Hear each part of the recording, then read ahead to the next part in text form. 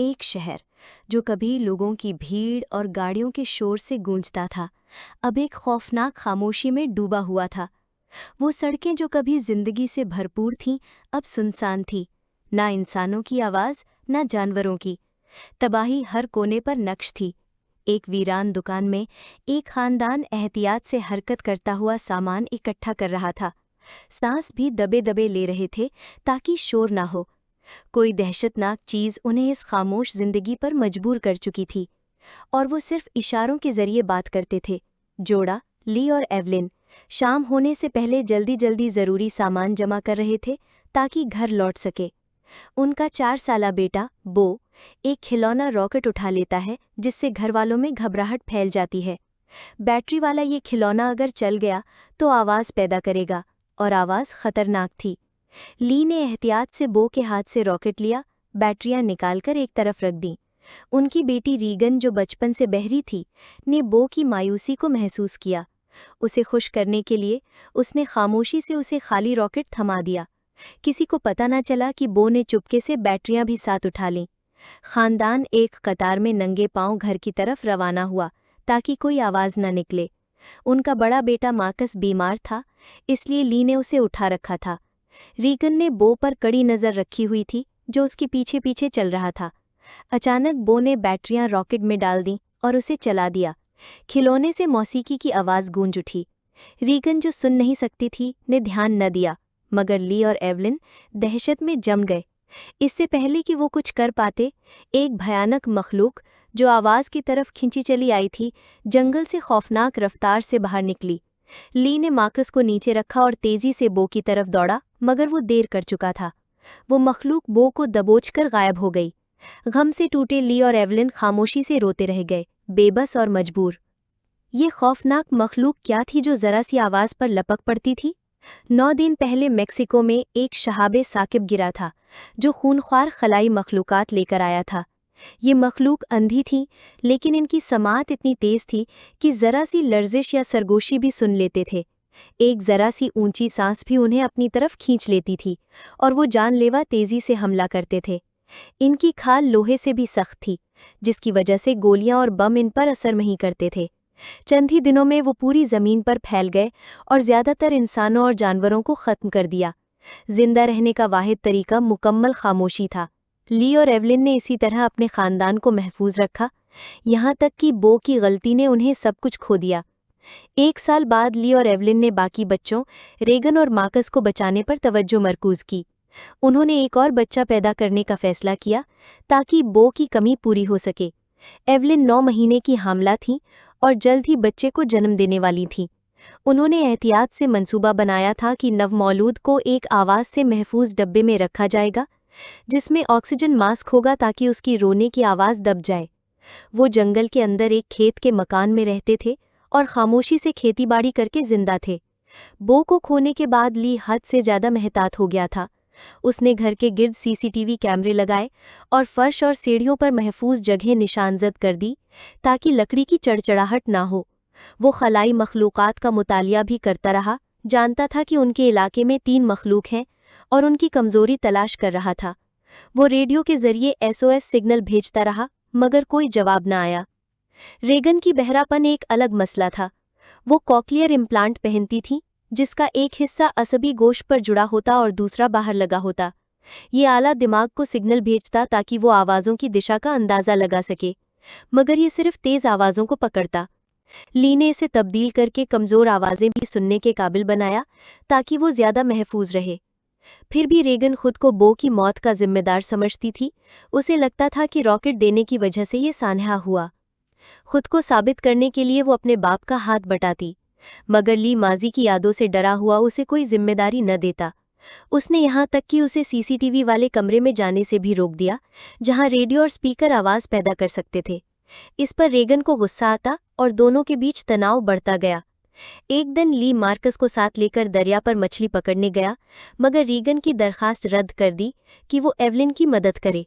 दिल शिकस्ता रीगन एक थैला बांधा और घर छोड़ दिया। एवलिन, जो अब अकेली रह गई थी, तहखाने में कपड़े धो रही थी। जब वो कपड़ों का बोझ ऊपर ले जा रही थी तो सीढ़ी पर लगी एक कील थैला अटकाकर सीधी हो गई। उसका नुकीला किनारा महफूज जगह पर बाहर निकल आया। एवलिन ने ध्यान न दिया। इस दौरान ली और मार्कस मछली पकड़ रहे थी और रीगन दिल टूटा हुआ बो की कब्र पर गई। घर पर एवलिन ने बो की तस्वीर उठाई और यादों में खोई हुई थी कि अचानक उसे दर्द ज़हर शुरू हो गया। तस्वीर का फ्रेम पकड़े वो जल्दी में तहखाने की तरफ दौड़ी ताकि बाहर लगी सुर्ख बत्ती जलाकर इमरजेंसी का इशारा दे सके। जल्दी में वो उस खुली कील पर पांव रख बैठी। दर्द ने उसे चीखने पर मजबूर किया, मगर उसने चीख दबाई। तस्वीर का फ्रेम हाथ से छूटकर जोर से फर्श पर गिरा।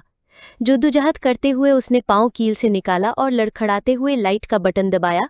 सुर्ख इशारा ऑन कर दिया, मगर फिर उसका खून मुंजमद हो गया। तस्वीर के टूटने की आवाज़ ने एक खलाई मखलूक को घर के अंदर बुला लिया। खौफ से कांपती एवलिन साकित खड़ी रह गई, जानते हुए कि जरा सी आवाज़ भी मौत को दावत दे सकती है। एवलिन एक रैक के पीछे छुप गई। उसका दिल जोर जोर से धड़क रहा था। उधर ली और मार्क्स मछली पकड़ने से वापस लौटे और घर के गिर्द चमकती सुर्ख बत्तियों को देखा। ली खौफ से जकड़ा हुआ घर की तरफ दौड़ पड़ा। तहखाने में एवलिन जिचकी के दर्द से लड़ते हुए एक टाइमर मिली। उसने चंद सेकंड के लिए सेट किया और एक कोने में रख दिया, फिर दूसरे कोने में छुप गई। मखलूक हरकत को महसूस करते ही तहखाने में घुस आई, खतरनाक हद तक उसके करीब।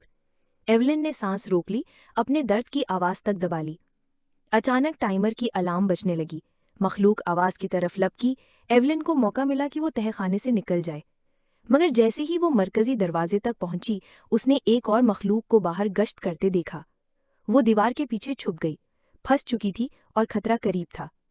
ली, जो मार्क्स के साथ एक और इमारत में छुपा हुआ था, ये खौफनाक मंजर देख रहा था। उसका दिल धड़क रहा था। उसने मार्क्स को एक टॉर्च दी और कहा कि वो रॉकेट जलाए जो घर से दूर नस्ब किए थे। खौफजदा मार्क्स भागते हुए रॉकेटों की तरफ गया, जबकि ली ने अपनी बंदूक तैयार की। इधर एवलिन ऊपर के बाथरूम में जाकर नहाने के टब में छुप गई। उसका बच्चा आने वाला था और अब वो मजीद ताखीर नहीं कर सकती थी। मखलूक उसकी दबाई हुई सिसकियों से खिंची हुई आहिस्ता आहिस्ता बाथरूम के करीब पहुंचने लगी। एवलिन की बका नामुमकिन लग रही थी। तभी मार्क्स ने रॉकेट जलाए। पटाखे जोरदार धमाकों के साथ आसमान में फटने लगे। मखलूकात शोर की तरफ लपक गई और एवलिन दर्द के तूफान में एक चीख निकाल बैठी। ली हाथ में बंदूक लिए घर के अंदर भागा। उसने सीढ़ियों पर खून के धब्बे देखे जो बाथरूम की तरफ जा रहे थे। उनका पीछा करते हुए वो टप तक पहुंचा जो खून से तर था और गिर पड़ा, ये समझकर कि एवलिन को मखलूकात ले गई हैं। लेकिन फिर एक हाथ शावर के शीशे पर नमूदार हुआ। ये एवलिन थी, जिंदा। उसने बहादुरी से इस हंगामे में बेटे को जन्म दिया था। खुशी से लबरेज ली ने एवलिन और बच्चे को उठाया और उन्हें एक और मकान की तरफ ले गया जिसके तहखाने में आवाज़ से महफूज डब्बा था। मगर वहां पहुंचने से पहले ही बच्चा रोने लगा। आवाज़ सुनकर एक मखलूक उनकी तरफ लपकी। ली जल्दी से तहखाने में गया, मोटे गद्दे से दरवाज़ा बंद कर दिया। उसने बच्चे पर ऑक्सीजन मास्क लगाया और उसे आवाज़ से महफूज डब्बे में बंद कर दिया ताकि उसके रोने की आवाज़ दब जाए। आखिरकार ली ने सुकून का सांस लिया। इसी दौरान रेगन घर की तरफ आ रही थी कि उसने खेतों में एक झिलमिलाती रोशनी देखी। मसहूर होकर उसे अंदाजा न हुआ कि एक मखलूक उसका पीछा कर रही है, आवाज़ की लहरों से उसका सिराग लगाते हुए। जैसे ही वो करीब आई, रेगन के कान के आले ने अचानक एक तेज बड़करख्त आवाज़ पैदा की। मखलूक अजियत से तड़प कर भाग गई। आवाज़ ने रेगन के कानों को भी तकलीफ दी, मगर मखलूक के पीछे हटते ही शोर रुक गया। उलझी हुई रेगन रोशनी के पीछे गई और ट्रैक्टर के पास एक टॉर्च मिली। जैसे ही उसने हाथ बढ़ाया, किसी ने उसका हाथ पकड़ लिया। ये मार्क्स था जो कांपता हुआ ट्रैक्टर के नीचे छुपा हुआ था। बहन को देखकर उसे सुकून मिला। इधर ली ने एवलिन को तहखाने में छोड़ा और बच्चों को ढूंढने निकला। मखलूक ने घर को बर्बाद कर दिया था और एक पाइप तोड़ दिया था जिससे टब में पानी भर रहा था। ली बच्चों की तलाश में मगन था और ध्यान ना दिया, खेतों की तरफ बढ़ गया। तब लबालब भरकर बहने लगा, पानी फर्श पर फैल गया। खेतों में मार्क्स और रेगन अनाज के एक साइलों पर छुपकर अपने पिता का इंतजार कर रहे थे। ली मुसलसल तलाश में था। तहखाने में एवलिन जागी तो उसे वो पानी से डूबा हुआ मिला, जैसे आबशार अंदर गिर रही हो। उसने बच्चे के डब्बे की तरफ देखा, वो खुला हुआ था मगर खामोश। खौफ ने उसे झंझोड़ दिया जब उसने एक मखलूक को कोने में कुछ खाते देखा। अपनी जान की परवाह किए बिना वो डब्बे की तरफ लपकी। मौदेजाना तौर पर उसका बच्चा महफूज और खामोश था। उसने उसे उठाया और छुप गई, मगर मखलूक करीब ही मंडरा रही थी और बच्चे की एक जर्रा सी आवाज़ मौत बन सकती थी। रेगन इंतजार से तंग आकर अकेले घर वापस जाने का फैसला करती है। मार्क्स ने रोकने की कोशिश की मगर फिसलकर साइलो के दरवाजे से टकरा गया। वो पूरी तरह बंद न था और वो अंदर जा गिरा, अनाज की रेत में धंसता।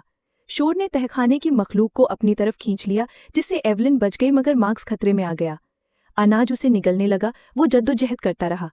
एक मेटल का दरवाजा टूटकर अंदर गिरा, उसे मजीद नीचे खींचता रहा। मखलूक ने शोर सुना और साइलों की तरफ लपकी। ली ने उसे खेतों में दौड़ते देखा और जान गया कि उसके बच्चे वहीं हैं। रेगन ने साइलों में छलांग लगाई, टूटा हुआ दरवाजा उसकी तरफ धकेला। वो उस पर चढ़कर अनाज से निकला मगर रेगन उसके नीचे धंसती गई। मार्क्स ने घबराहट में उसका हाथ पकड़ा और खींचकर निकाल लिया। वो एक खतरे से बच गए मगर शोर ने मखलूक को मजीद करीब कर दिया। मखलूक साइलों में कूद गई। रेगन और मार्क्स ने मेटल का दरवाजा उलटकर अपने ऊपर ढक लिया, मगर मखलूक के पंजे उसे फाड़ने लगे। जैसे ही वो हमला करने वाली थी, रेगन का कान का आला दोबारा चीखने लगा। मखलूक अजियत में तड़प कर भाग गई। वो साइलों की फौलादी दीवार फाड़कर भाग गई। रेगन और मार्क्स बाहर आ गए, लरसते हुए मगर जिंदा। ली पहुंचा और उन्हें देखकर खुशी से झूम उठा। एवलिन ने सीसीटीवी पर यह मंजर देखा और उम्मीद की किरण महसूस की, मगर फिर ली को मखलूक करीब महसूस हुई। उसने बच्चों को करीब ही एक ट्रक की तरफ भेजा और कुल्हाड़ा लेकर खतरे को तलाश करने लगा।